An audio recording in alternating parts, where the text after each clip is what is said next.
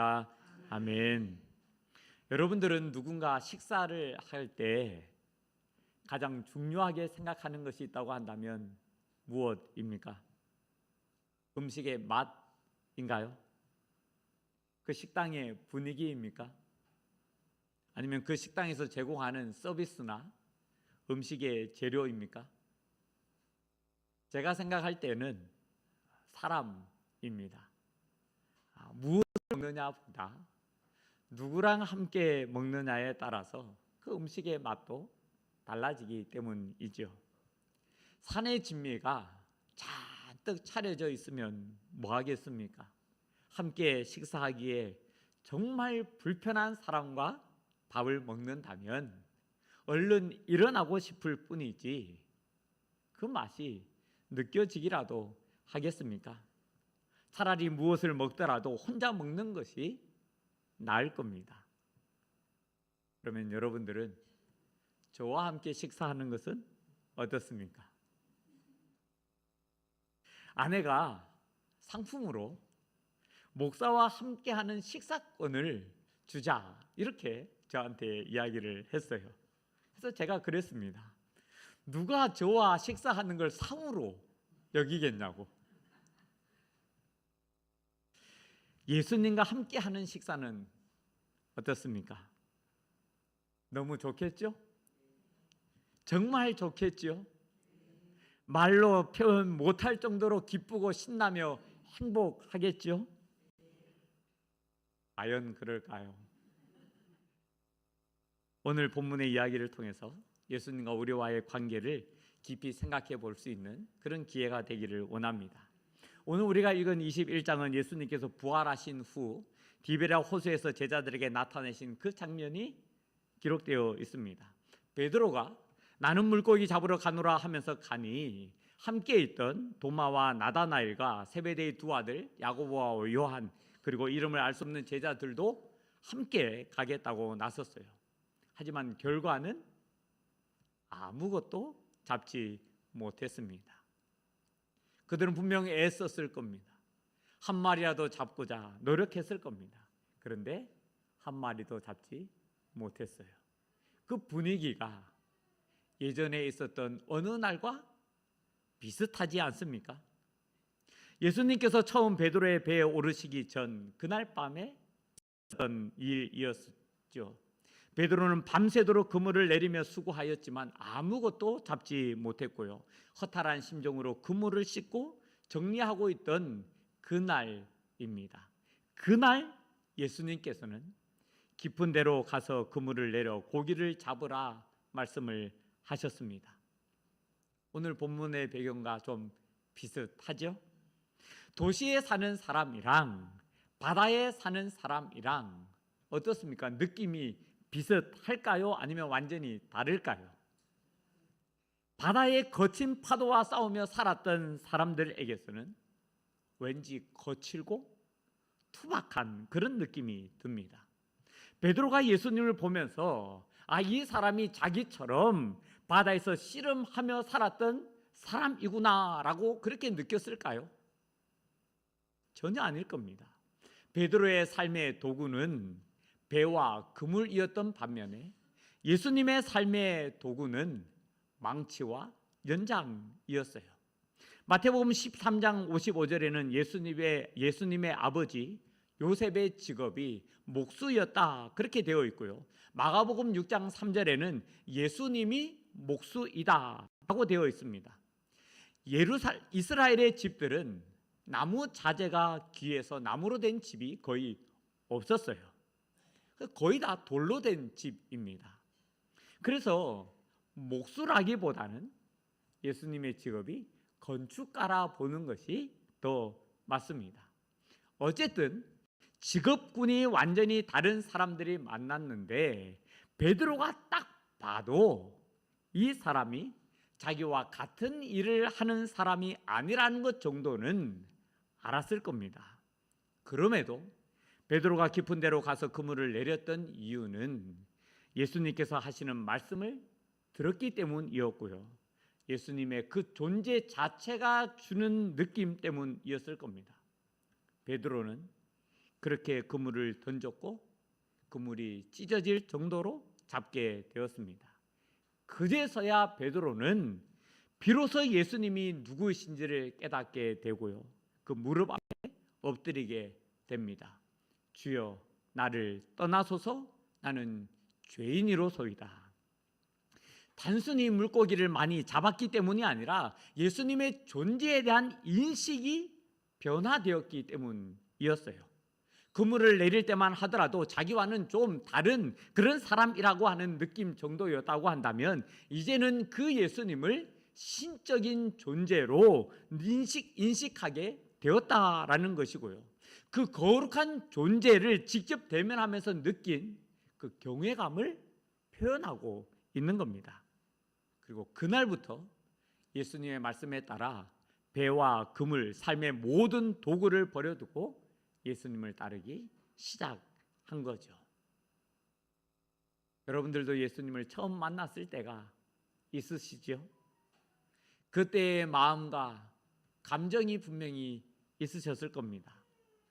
그때 예수님을 처음 만나셨던 그때 여러분들의 마음은 어떠셨습니까? 저는 제가 처음 예수님을 인격적으로 만났을 때를 잊을 수가 없어요. 모태신앙으로 부모님의 손에 끌려 교회를 다녔고 열심히 기도했지만 하나님 그분의 존재에 대한 인식은 저에게 전혀 없었습니다. 하지만 그날부터는 달랐어요. 너무나 부드러운 그 음성으로 저를 감싸 안으시며 하시는 그 말씀 앞에 제 모든 것이 무너져 내렸어요. 저는 점점 없어지고 오직 주님만 보이는데, 주님과 함께하는 그 시간을 조금도 놓치고 싶지 않았습니다. 그 시간이 말로 표현하지 못할 정도로 좋았고요, 그 어느 때보다도 행복했습니다. 저는 이렇게 주님과 함께하는 시간이 계속되고 영원할 줄 알았어요. 그 행복을 무엇과도 바꾸지 않고 빼앗기지 않을 줄로 여겼습니다. 하지만 시간이 지나자 저의 연약함과 부족함으로 주님을 향한 시선을 다른 데 돌리기 시작했고요, 저의 마음과 생각도 달라지기 시작했어요. 다른 곳에서 다른 곳과 함께하는 행복을 찾기 시작했고 그것을 누리고 싶어 했습니다. 그런 저의 모습을 깨닫는 날에는 마음이 참 많이 아팠어요. 베드로도 마음이 아팠습니다. 6월절 마지막 만찬을 하고 예수님께서는 제자들이 다 나를 버릴 것이라 말씀하셨어요. 그때 베드로는 누구보다도 자신 있게 나서서 다 버릴지라도 나는 그리하지 않겠나이다 외쳤습니다. 베드로의 확신에 참 말해도 예수님은 단호하게 말씀하셨지요. 오늘 이 밤 닭이 2번 울기 전에 네가 3번 나를 부인하리라. 예수님의 말씀대로 되지 않고 베드로의 자신 있고 확신의 참 말이 현실이 되었다고 한다면 베드로에게 얼마나 좋았을까요?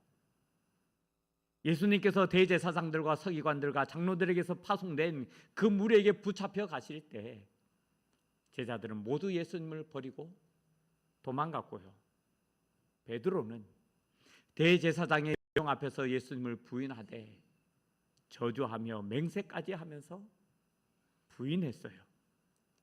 그때 닭이 곧 2번째 울었고 베드로는 예수님께서 하신 말씀을 기억하면서 울었습니다.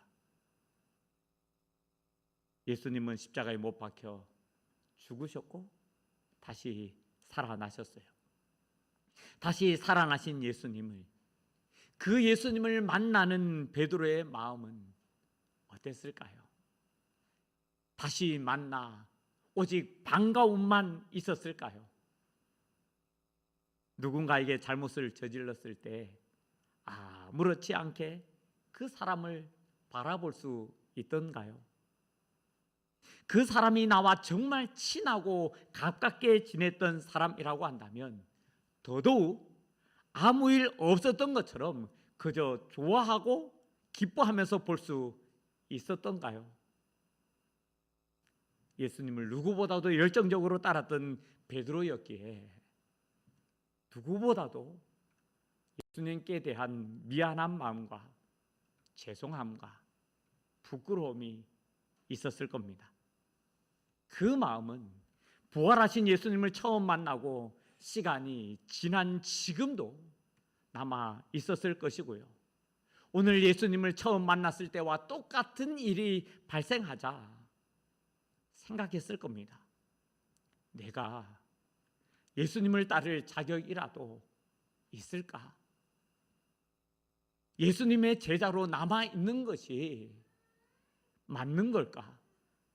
그냥 이렇게 물고기나 잡으면서 사는 것이 나에게 더 맞는 것 아닐까? 십자가에 달려 죽으시기 전까지 예수님은 제자들과 늘 함께였죠. 먹고 마시고 자고 모든 생활을 함께 하셨습니다. 그때는 다른 생각할 여지가 별로 없었어요. 그저 예수님께서 하시는 말씀을 듣고 깨닫고 순종하기만 하면 되었습니다. 하지만 부활하신 후 예수님은 나타나고 사라지기를 반복하셨어요. 죽으시기 전에는 함께 하시면서 제자들을 가르치시고 훈련하셨던 예수님이셨는데 부활하신 후에는 예수님의 부재와 공백을 경험해야 했고요. 제자들은 그 가운데 무엇을 해야 하는지 혼란스러웠을 겁니다. 더구나 자신들은 예수님께서 잡히셨을 때 도망쳤던 사람들이었습니다. 베드로는 그런 일은 없을 것이라고 큰 소리까지 쳤던 사람이었어요. 다 실패자였죠. 다른 제자들도 그랬겠지만 예수님의 부재와 공백은 베드로로 하여금 자신이 무엇을 해야 할지, 이제 남은 삶을 어떻게 살아야 할지 보다 더 심각하게 고민했을 겁니다. 예수님을 대할 때마다 이미 행한 일에 대한 죄책감과 자격지심을 느끼면서 자기 존재에 대한 깊은 고민을 했을 겁니다. 여러분이라고 한다면 그때 어떤 마음과 생각을 갖고 또 어떤 결정을 내렸을 것 같습니까? 어떻게 생각하면서 어떤 결정을 내리든 9절부터 나타나는 예수님의 모습은 우리에게 또 다른 감동과 감격을 선사해 줍니다. 예수님은 물고기를 잡고 돌아오는 제자들을 위해서 숯불을 피우셨고요. 생선과 떡을 놓아 식탁을 차려 놓으셨습니다. 그리고는 지금 잡은 생선을 좀 가져오라 하셨어요. 예수님께서 제자들을 위해 준비한 식탁에 부족함이 있어서가 아닙니다. 부족해서가 아니라 있는 그대로의 제자들을 받고자 하시는 예수님의 마음입니다. 이 제자들이 어떤 제자들입니까? 이제까지 말씀드린 대로 제자들은 예수님이 붙잡히실 때 도망쳤고 부인했던 사람들입니다. 제자들이라고 말하기보다 변절자라고 불려야 했고요, 실패자라 불려야 마땅한 사람들입니다. 그런 제자들을 생각할수록 볼수록 한숨만 나오는 그런 제자들입니다. 3년 동안 그렇게 가르쳐 훈련하고 양육했는데 다 도망친 제자들이었고요. 그런 제자들과 함께 밥 먹고 싶겠습니까? 그래도 괜찮다라는 겁니다. 비록 다른 사람들이 너희에게 실패자라 손가락질하고 배신자라며 조롱하고 스스로 죄책감에 허덕이면서 자괴감에 빠져있는 너희일지라 하더라도 너희 손에 들려있는 그것도 나는 괜찮다라는 것이고요, 그것을 기꺼이 받겠다고 하시는 예수님의 따스한 마음입니다. 예수님께서 마련하신 식탁은 자격을 증명하는 자리가 아니라 사랑을 회복하는 자리이기 때문입니다. 사람들은 그렇게 말합니다. 도대체 무엇을 잘했다고 그들을 위해서 숯불을 피웁니까? 도대체 그들에게 칭찬할 것이 무엇이 있어서 생선을 준비하나요? 그들의 수고에서 격려하고 받아줄 만한 것이 무엇이 있습니까? 그런데 그건 그저 사람들 말입니다. 예수님은 다 받아주셨어요. 그들의 미안함과 죄송함, 어찌해야 할 바를 알지 못하는 어색함까지 예수님은 다 받아주셨습니다. 제자들이 죄송하다고 먼저 상을 차려야 함에도 오히려 예수님께서 그들을 위해서 상을 차려 주셨고요. 제자들이 준비해야 할 것을 오히려 예수님께서 준비하고 기다리셨습니다.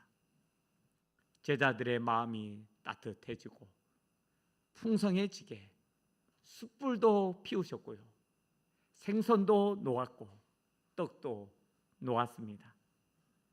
제자들이 어색하거나 무안하지 않게 수고하여 잡은 것도 가져오라 하시면서 그 실패자인 제자들의 마음을 세밀하게 살피시면서 만지시는 예수님이십니다. 또한 예수님은 제자들이 앉은 곳으로 가셨다라고 13절에 기록되어 있습니다. 이건 단순히 이동하셨다라고 하는 뜻이 아니라 제자들에게 다가가셨다, 친밀한 관계의 거리 안으로 들어가셨다라고 하는 뜻입니다. 그리고 예수님은 주셨습니다. 오늘날로 말하면 서빙을 하셨다라는 뜻인데요, 음식을 나누어 주셨다라고 하는 뜻보다는 자기 자신을 내어 주셨다라고 하는 뜻입니다.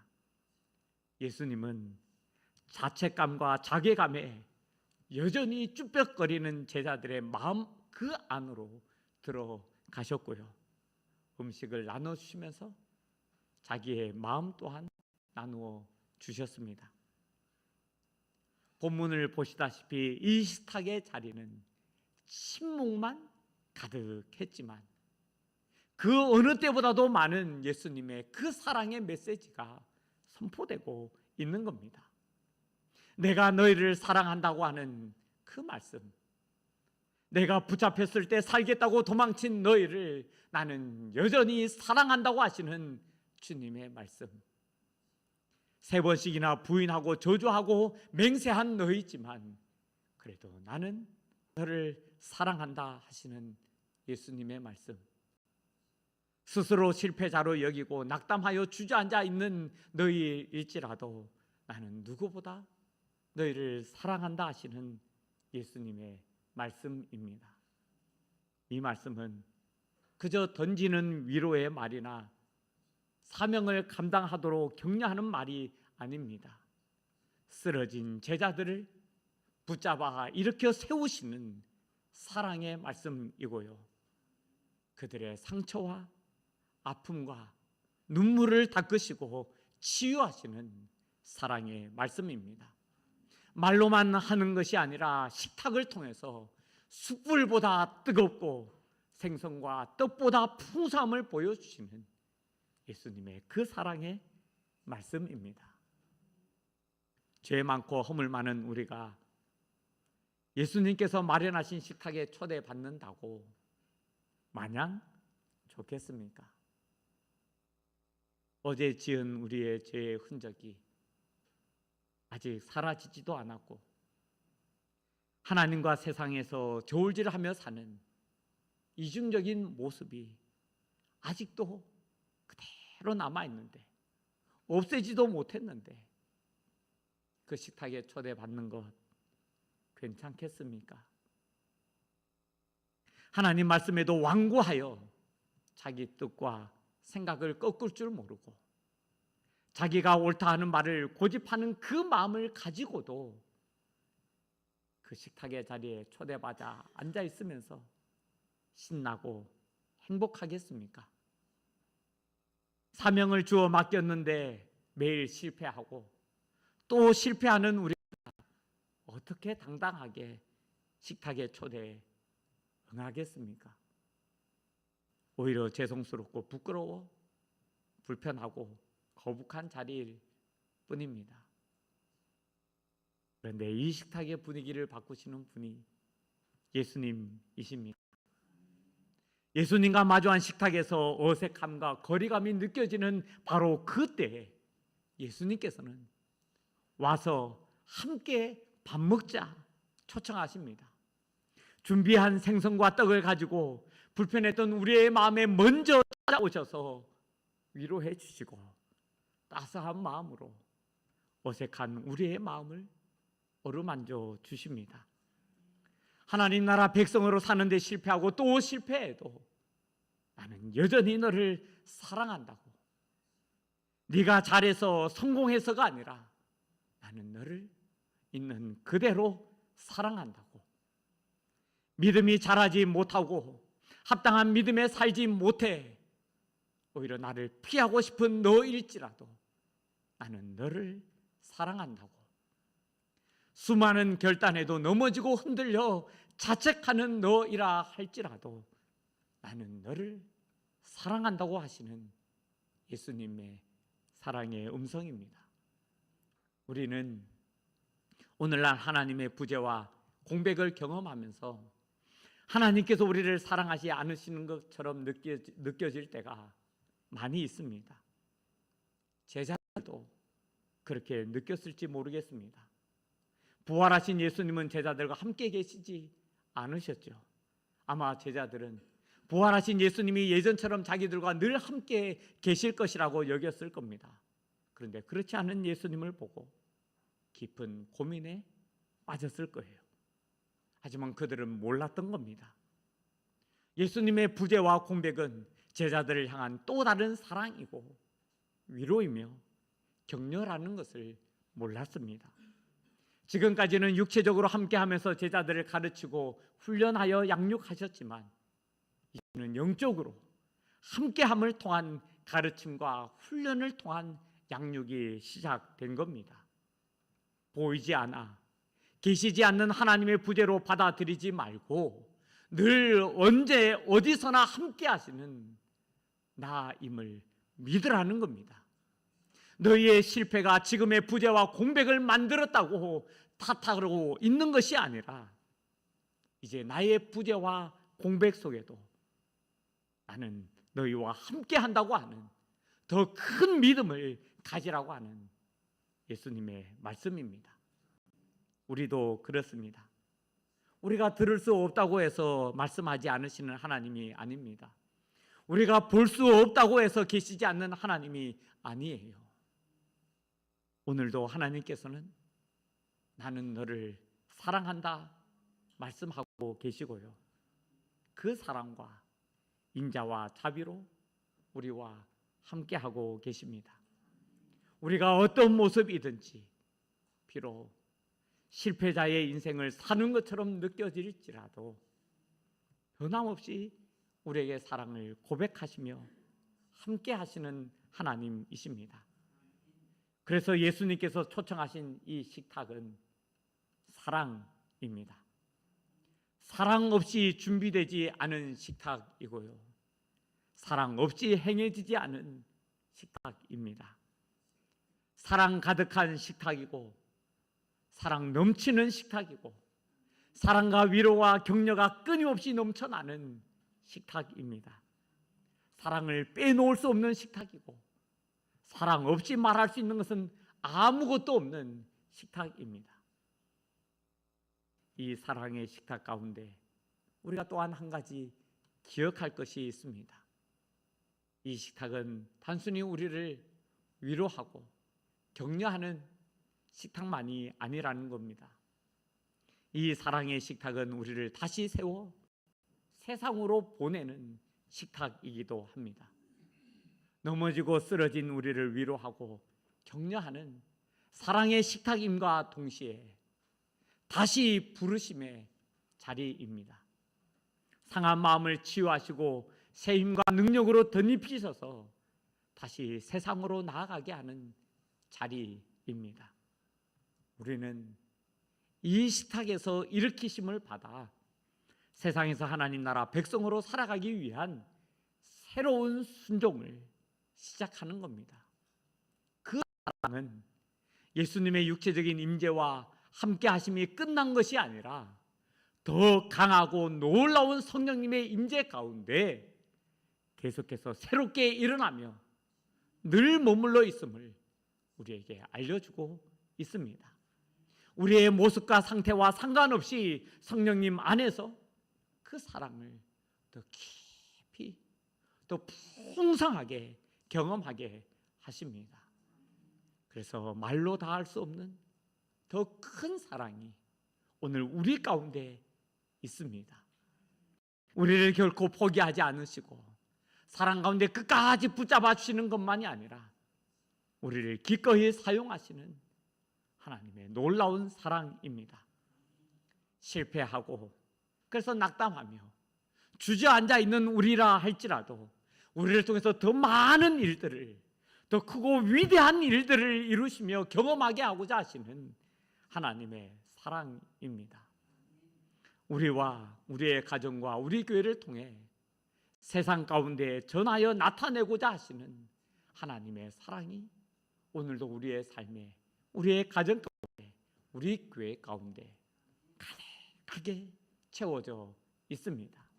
바라기는 그 사랑이 우리와 우리의 가정과 우리 교회에 가득한 그 가운데 세상으로 흘려보내되 풍성하게 흘려보내면서 이 세상을 더욱더 아름답게 세워가는 그런 귀한 은혜가 가득하기를 간절히 바라고 소망합니다. 우리 오늘 말씀을 기억하면서 함께 찬양합시다. 주님의 그 사랑이 우리에게 더 풍성하게 다가오기를 원합니다.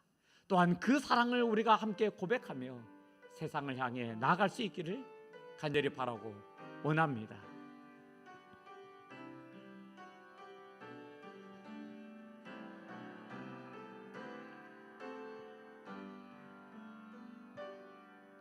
다 표현 못해도 나 표현하리라.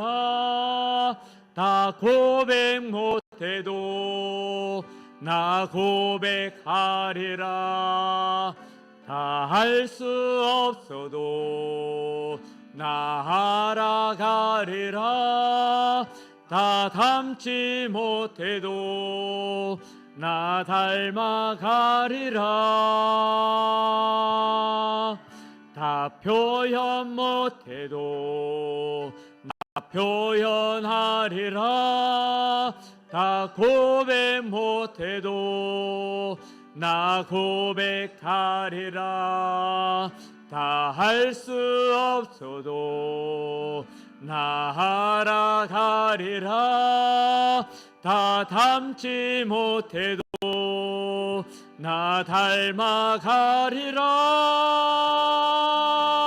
그 사랑 얼마나 아름다운지, 그 사랑 얼마나 날 부욕해 하는지, 그 사랑 얼마나 크고 놀라운지를, 그 사랑 얼마나 나를 감격하게 그 사랑 얼마나 아름다운지, 그 사랑 얼마나 아름다운지, 그 사랑 얼마나 날 부욕해 하는지, 그 사랑 얼마나 크고 놀라운지를, 그 사랑 얼마나